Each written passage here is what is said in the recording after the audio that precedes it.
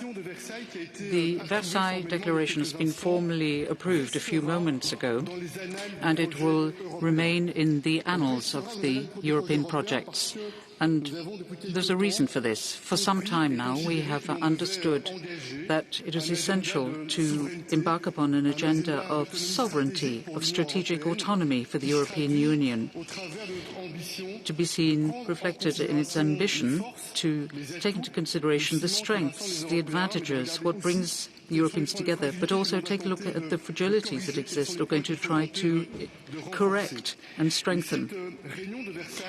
This meeting at Versailles comes at a moment when, just 2 weeks ago, Russia embarked upon a war against Ukraine. And for 2 weeks now, the European Union has demonstrated how strong it is, how solid it is, how united it is. We've been able to come together to decide in favor of unprecedented sanctions, which have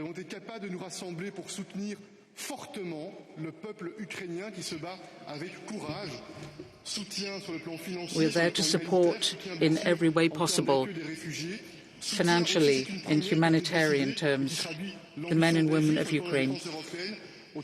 We have a European ambition, which is one of peace. We've been mobilizing equipment, including military equipment, and some 500 million euros additionally has been added to the peace facility. So we're there to support Ukraine. We've also been discussing the application by Ukraine, as it was by Georgia and Moldova, and we wanted to make our point clear to our Ukrainian friends, who of course are full members of the European family, and we want to say to them that we will stand by them and mobilize very quickly in order to strengthen the links that we have with the population of Ukraine, and we will also be there to support their choices on their path, which is a European path. We have also had the opportunity to discuss the way in which Europe can embark upon the agenda of sovereignty.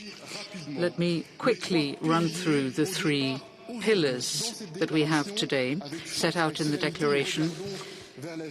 We are looking to the future in this way to give an impetus to the European project, to make it a committed and robust one. First of all, we have the question of energy. This is not new today, this challenge of energy. We decided to embark upon climate neutrality by 2050, and the idea is to move towards greater independence while facing the humanitarian challenges. And there are a number of points that we want, obviously, to deal with. First of all, there's the question of prices and the impact for families throughout Europe, and also for businesses. The question of dependence, which is too great. That's what we're seeing today, particularly our dependence on Russia. And we're pursuing that ambition. We want to release ourselves from that dependency so that we can act as best we can in line with our own interests, in line with our objectives. And obviously, for the next winter, we need a particular plan. Now, all of this is agreed on by the Council, together with the Commission, which is going to be following up on our work here. And this is a very consistent agenda that has been initiated. Secondly, the question of defence and security. Defence Europe. We've been talking about this for a long time. Some progress has already been made, but there's no denying the fact that 2 weeks ago we woke up in a different Europe, in a different world. We can't deny the fact that the actions taken over the last few days, in fact, consecrate the emergence of a European defence. It has formally been initiated through the meeting today in Versailles. And we have now an operational strategy in which we will identify the actions and investments that are going to be necessary. We've also identified how it's going to be possible to roll out a European industrial base, taking on board the different challenges, that of cybersecurity, that of space, for instance, just to cite 2 examples. So there too, there's a timeline, an agenda that has been set.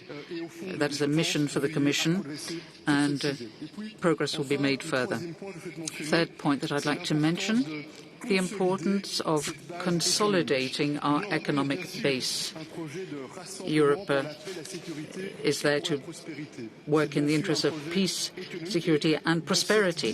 There's an economic pillar, in other words. So it's up to us, it's up to our generation to take decisions today that are going to make that economic base far more robust, far more resilient.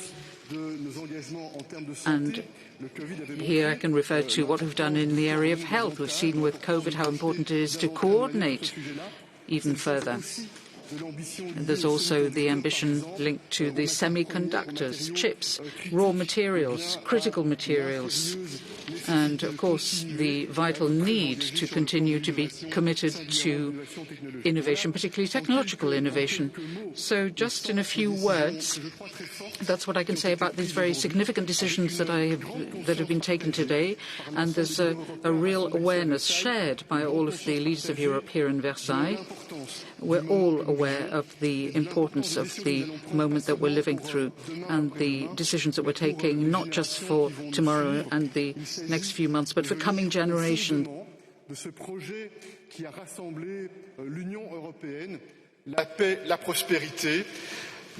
We must move towards peace, prosperity and security. These are the challenges we must pick up so that we can see tangible results. More independence, more sovereignty, less fragility, and a greater ability to determine our own fate for the European Union. We'll have the opportunity to come back to the implementation of all of these measures because there's going to be a European Council in Brussels in 2 weeks' time. We'll be taking a look at energy and other issues. We also intend, before the June summit, to have an extraordinary summit, which means that we'll be able to take a look again at security and defence. So once again, I'd like to thank President Macron for having brought us here today in Versailles at such a symbolic place, symbolic moment. It's at the heart of European history. And yesterday and today, we came together to carry through this ambition for Europe. Thank you. Merci Charles, merci Emmanuel. Thank you, Charles. Thank you, Emmanuel. Thank you for hosting us in such a historic site. We're talking about the future of Ukraine and the future of the European Union and our democracies. And it is that history that is being written as I speak. Our destinies are linked. Ukraine is a member of the European family. Putin's aggression against Ukraine is an aggression, an attack against all the principles that we hold dear. It's an attack against democracy, against sovereignty of states, against the freedoms of a people to choose its own destiny and shape its own future. The way in which we respond today to this odious attack by Russia against Ukraine will determine the future of Ukraine and also the future of our Union, and going beyond that, even the future of the entire European continent. So let us remain faithful to the principles that have been our guiding principles in our common responses to date. It's responsibility, unity, solidarity and determination. This crisis has indeed made us face up to our responsibilities in the face of a new reality. First, our duty to continue ensuring reliable, secure and affordable supply of energy to European consumers. In the midterm, this means getting rid of our dependency on Russian gas by diversification of supply, by massively investing in renewables. Renewables are homegrown, they create jobs here in Europe. They are a strategic investment in our security and in our independence. And this is why the European Commission outlined Repower EU this week. Repower EU is a plan to diversify suppliers and switch to renewables. By mid-May, we will come up with a proposal to phase out our dependency on Russian gas, oil and coal by 2027, backed by the necessary national and European resources.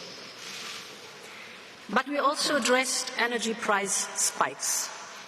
By mid-May, the Commission will present options to optimize the electricity market design so that it better supports the green transition. But consumers and business need relief now, and therefore this week the Commission came forward with guidance on price regulation in these exceptional circumstances and the possibility of a new temporary crisis framework for state aid to support struggling businesses. This is complemented by the option given to member states to tax windfall profits from energy groups.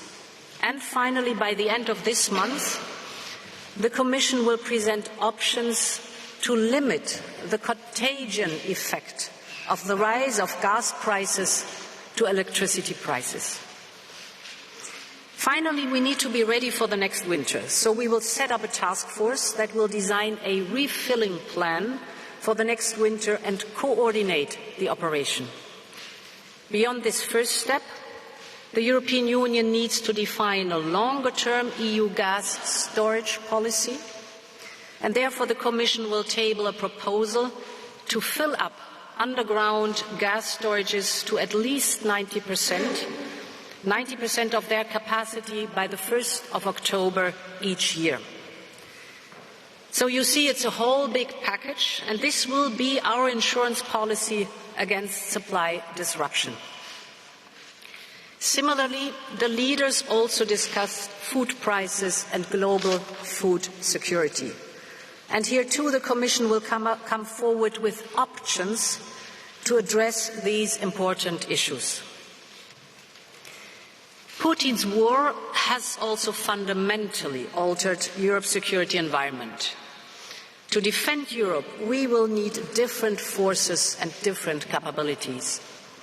Significant additional defence investments in Europe will be needed, and I welcome that some leaders have announced ambitious steps to increase defence spending.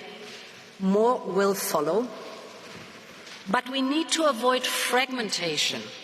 Thus, we need a coordinated approach, because this only will ensure that we maintain a military technological edge in our European industrial base and that interoperability is given between our European armed forces.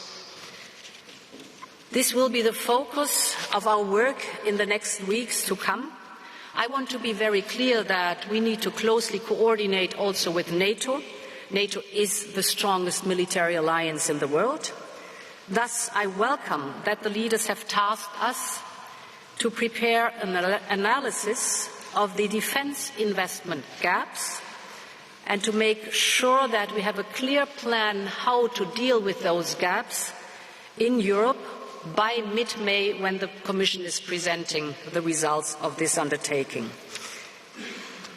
The second principle I mentioned was unity. It certainly guided us when we swiftly imposed altogether 3 successive waves of sanctions on the Kremlin. With an immediate, hard-hitting effect, we will now come forward with a 4th package of sanctions. These sanctions will further isolate Russia from the global economic system, increasing further the cost of Putin's invasion to Ukraine. And finally, a word on solidarity, which so many Europeans are showing shining examples of in these days by welcoming with open arms more than 2 million people who have now fled the war in Ukraine. I want to thank all EU member states, and in particular the countries in the front line, that is Poland, Romania, Slovakia and Hungary, and of course our partner Moldova. Because the people of Ukraine need and deserve all support, and so do the countries that welcome them.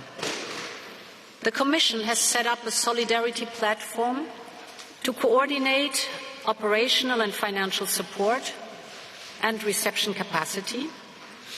We're also using the flexibility of the EU budget to the fullest so that member states can finance actions for refugees, like, for example, housing or schooling or medical care and other topics.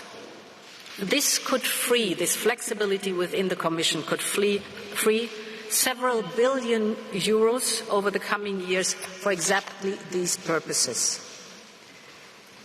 The Ukrainian people are showing immense courage, and a people that stands up so bravely for European values is clearly part of the European family of nations. So while this terrible war rages on, we should already reflect carefully about what comes next. The membership applications of Ukraine are expressions of national sovereignty, of its will and its right to choose its own destiny. Today, we have opened the pathway towards us for Ukraine. They are part of the European family. Thank you. Thank you, Madam President. Monsieur le Président de la République, vous avez... The President of the Republic. President, ladies and gentlemen, thank you for being with us here at the end of the summit of Versailles. President Michel and President von der Leyen have spoken clearly. We're in the Galerie des Batailles, and if anyone thought that war in Europe belonged to history, for the last 2 weeks we've seen that the choice by Russia under President Putin was to bring war back to Europe. In the face of this and the unheard of violence of Russia against Ukraine and its population is a tragic turning point for our history. We're all aware of the fact that it's a turning point as well for our societies, for our peoples and for our European project. For the last 2 weeks, our response, ladies and gentlemen, this has just been said, we've responded through unity, rapidity and a spirit of responsibility. Choices were made very quickly, all 27, with our institutions and coordinated with all of our partners in the context of NATO and G7. Diplomatic work has made it possible to isolate Russia, inter alia, recently at the General Assembly of the United Nations. For 2 weeks now, Ukrainian men and women have been fighting courageously to defend their freedom, their democracy, their sovereignty and the integrity of their land. Europeans have a clear position, unanimous and firm condemnation of the Russian aggression at all international levels, and we've drawn full consequences of this, inter alia with the resolution that was adopted at the General Assembly. Support to Ukraine. Together, we've agreed to deliver hardware, not just humanitarian material, but also weapons. And we've proposed today that the European facility be added to the tune of some 500 million, which is going to allow us to go further in this line. Countries that in the past were traditionally neutral, Sweden, for instance, have decided for the very first time that for the first time in decades they would take an active role in the support to Ukraine. We also have economic support, humanitarian support. This will be continued. Some 2 million refugees have been welcomed. Madam von der Leyen has referred to this, and I'd like to thank the populations of the neighbouring countries, Poland, Hungary, Romania and Moldova as well. And obviously France will be playing its role, and I would hope that we will be able to have the necessary mechanisms of solidarity that can be used in this overall approach. As of the very outset, we also deployed massive, unheard-of sanctions, and this was done very quickly. Second, fourth, 6 days of conflict, they were marked by European decisions of these unprecedented sanctions. We're willing to adopt other sanctions, and all options are on the table. The point of our discussion is to prepare ourselves for these sanctions if they were able to call a halt to the attack and the aggression, and could prepare us also for the consequences in the coming weeks and months. Our initial objective is, of course, a rapid return to peace, starting with a ceasefire, followed by a rapid withdrawal of Russian troops. And that is why keeping up pressure on Russia, and we're also maintaining a very demanding dialogue, in particular in conjunction with the German Chancellor. So the support to solidarity for Ukraine is what kept us very busy, particularly yesterday. We support Ukraine today, and we will do that for as long as the war lasts. And we will be there for the reconstruction of this destruction brought about by Russia. We will be there to help it to stand up and stay standing.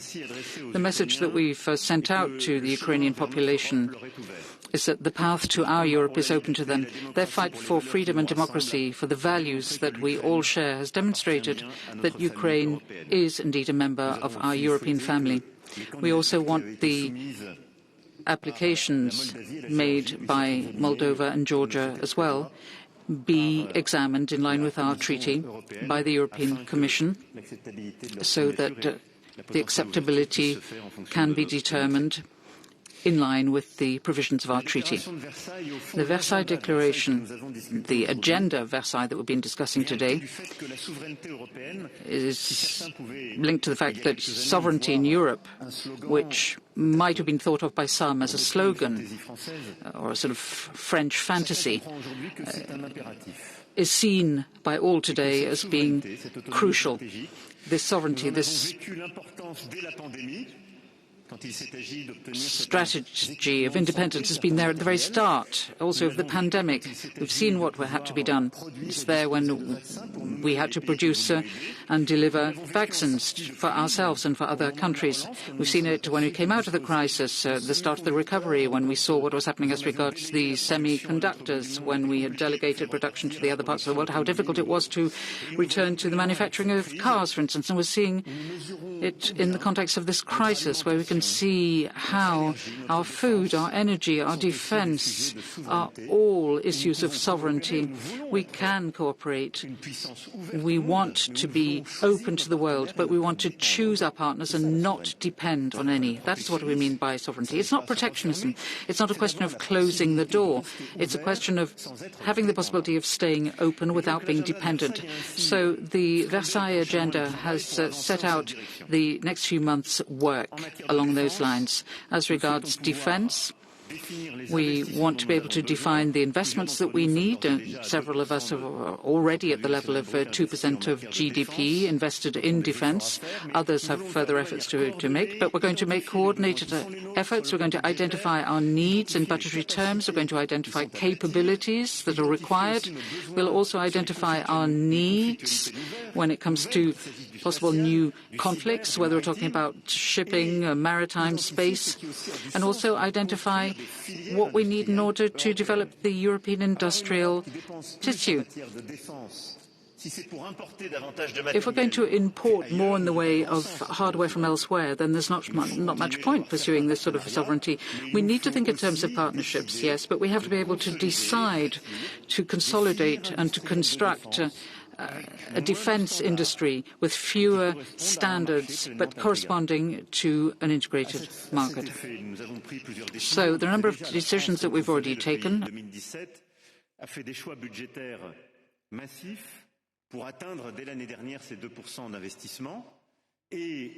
Pour relancer beaucoup de ses filières et de ses capacités. L'Allemagne a décidé il y a un peu plus de 10 jours. About 10 days ago, Germany in turn decided to make historic investments for the country, and Denmark made an historic choice, deciding to ask the people if they want to come back to the European security and defense project. You can see that everywhere around the European continent, historic choices are being made, and this is a major turning point. We need to have the organization so that we can build this joint ambition in defense. And this is what we have asked the Commission to do, so that by May, when we will no doubt have an extraordinary meeting of the Council before the NATO summit in June, the summit meeting in June, we will work up a plan which is full for investment to get our industries up to the right capacity and capability level. And then in the we've got the question of climate strategy. We've started building our own independence. Getting out of fossil energy is a matter of becoming independent. And we know that moving away from coal was a special point. Then we moved to gas, but that's gas that we have imported and are still importing from Russia. The situation that we're in at the moment and which we will have tomorrow means we have to reassess this strategy and be even more ambitious with our climate plans. And for that, we will have a check on this by late March and see how we can provide the support for our populations for price. And we're going to work on this at the Commission with concrete objectives for prices and for refilling, so that we can guarantee there are mechanisms, which means that we're not subjected to the contingencies of the market or speculation of the market in particular in crisis situations. Many of you have already taken steps to protect our citizens and companies, and we need to have European choices. And in the 2 weeks to come, we will do our best so that we can stand up to the price shock which comes from the geopolitical context. Prices were going up before the war, and they're continuing to increase because of the war.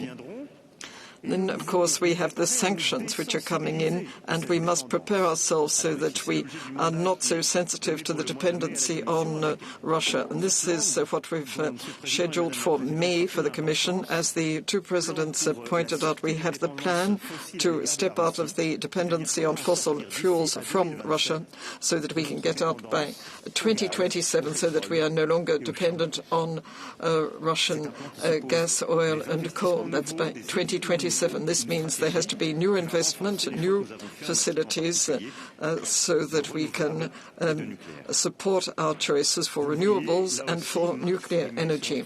You can see that March and May will be very busy for energy subjects.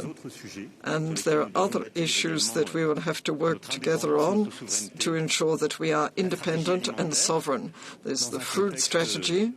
And whether we're talking about wheat or maize or grain crops in general, we know that Ukraine and Russia are two huge markets, and Europe has already been upset by the war on the food supply market, and this will be even more so in 12 to 18 months with the impact on Ukraine and crops there.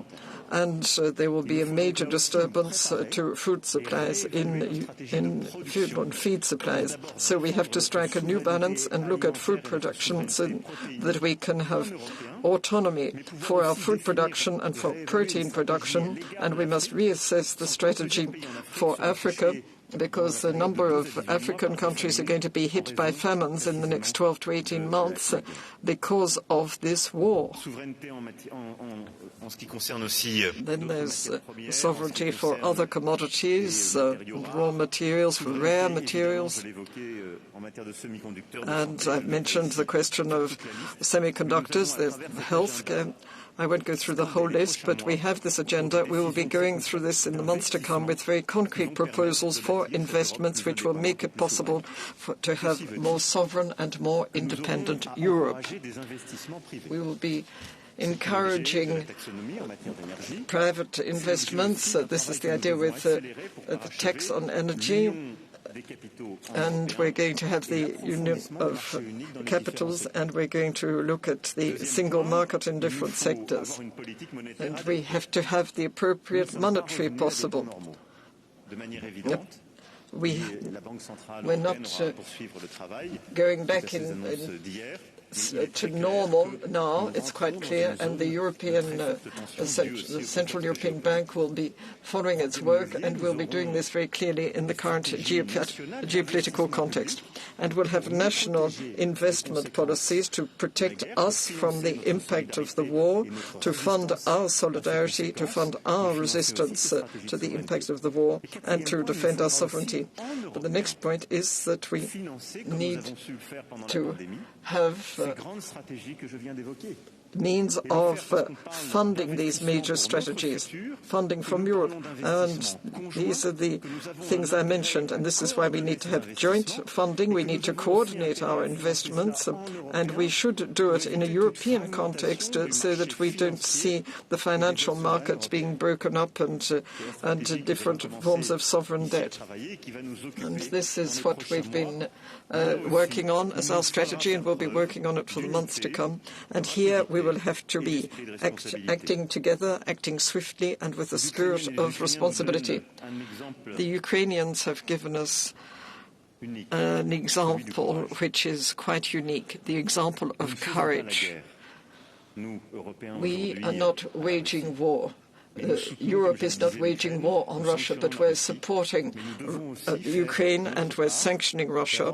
But we must have the courage to make historic decisions to see that the defense of democracy and our values has a cost. The choice of independence has a cost. And sometimes we have to go back on some of the dogmas that we've been following for years, the different habits and ways of organizing things which we had. And I can tell you that the discussions we had yesterday and today have realized this awareness, and we can see there's a real ambition here from the Europeans here in Versailles to advance in that direction. And I would like to conclude on that. We started the work yesterday by extending thanks to some of the colleagues, and I would like to say this to the President of the Commission, because here in Versailles it's a very historic site which the French, of course, love above all, and which we're very proud of, and we see it and it's known around the world. But it's a site which is also the site of diplomatic defeats. It's the site where we lost peace at the end of the World War. And we were there with an ambition to humiliate and divide Europe with the Treaty of Versailles. And despite the difficulties we've had here today with the emotions and different attitudes, we did have a unanimous agreement on the fact that the only way of protecting our continent was through unity, through courage and unity. That's the most important thing. Thank you. Thank you, Chair. I would like to inform you that we've just published our Versailles Declaration in the 24 languages of the European. The Versailles Declaration, and we're going to take a few questions in the room. Angélique Boin de Radio France, vous êtes la première qui va poser une question. Ok. Bonjour Angélique Boin, rédaction internationale de Radio France.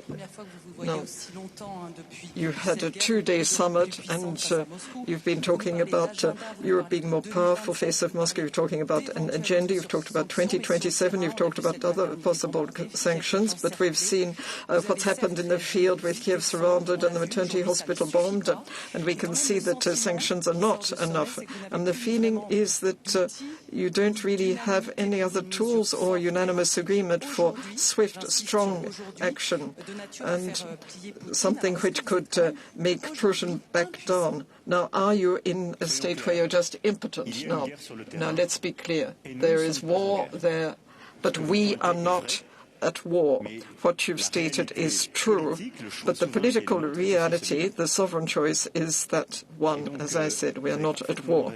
You're quite right to say that we don't have a response in a theater of war which was triggered by Russian aggression, because we are not there in the theater of war.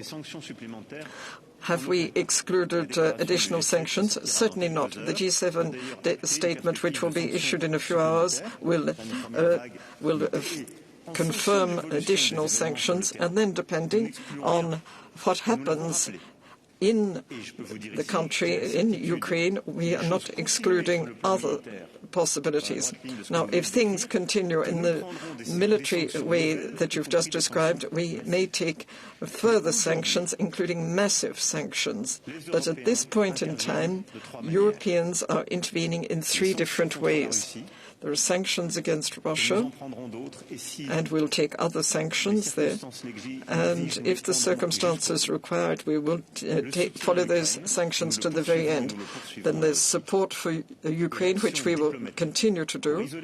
And then there's diplomatic action to isolate Russia at the United Nations and to convince President Putin to come back to the negotiation table in true sincerity with the President of Ukraine so as to find an agreement. This is the framework of our actions. And of course, we speak out against and condemn entirely what has happened in Kharkiv and in Mariupol, which is totally unacceptable. But for the moment, we as Europeans, we are not at war in Ukraine.